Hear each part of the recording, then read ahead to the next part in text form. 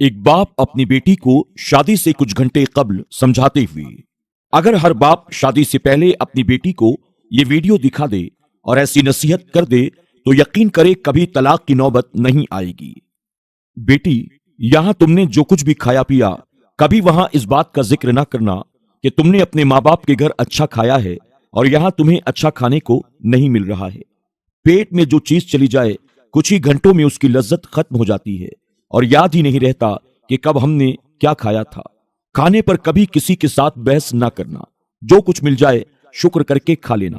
بیٹی، جس طرح تم نے اس گھر کو اپنا سمجھ کر صرف اس گھر کی تعریفیں کی ہے، اسی طرح اس گھر کو اپنا گھر سمجھ کر اس گھر کی ہمیشہ تعریف ہی کرنا، کبھی برائی نہ کرنا۔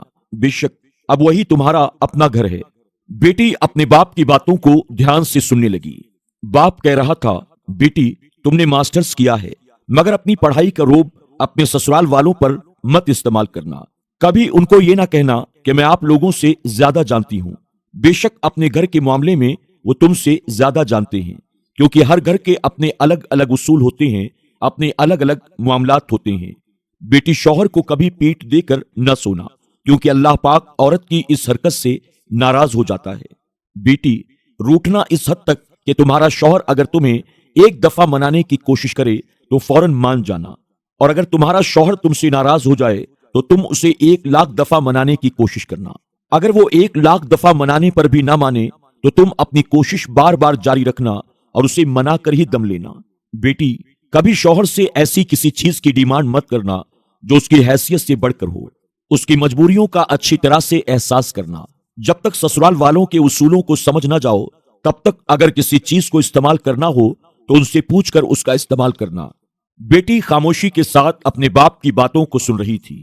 بیٹی، بار بار اپنے مائکے جانے کی ڈیمانڈ نہ کرنا، کیونکہ اب تمہارا گھر یہ نہیں ہے بلکہ وہی تمہارا گھر ہے۔ اس لیے اگر تمہارے شوہر کو تمہارا مائکے جانا پسند نہ ہو تو بار بار وہاں جانے کی ڈیمانڈ کبھی مت کرنا۔ باپ کہنے لگا، بیٹی اس گھر کے سبھی افراد کا خیال ایسے ہی رکھنا جیسے اس گھر کے افراد کا خیال رکھتی ہو۔ میری یہ نصیحت اپنے دوپٹے سے باندھ لینا۔ شادی کے بعد تمہارے سر سے نہ دوپٹہ سرکنے پائے اور نہ میری نصیحتیں۔ دوستوں، کتنی کمال کی اور کتنی با اخلاق نصیحتیں ہیں۔ اگر اسی طرح ہر باپ اپنی بیٹی کو ایسی نصیحت کرے تو بیٹی کی شادی شدہ زندگی یقیناً سنور جائے گی اور سسرال میں وہ مائکے کی طرح حکمرانی کرتی ہوئی نظر آئے گی۔ اللہ پاک ہر بیٹی کے نصیب کو روشن فرمائے، انہیں ایک ایسا ہمسفر عطا کرے جو ہمیشہ اس کا سایہ بن کر اس کی حفاظت کرے اور اس کی ہر خوشی اور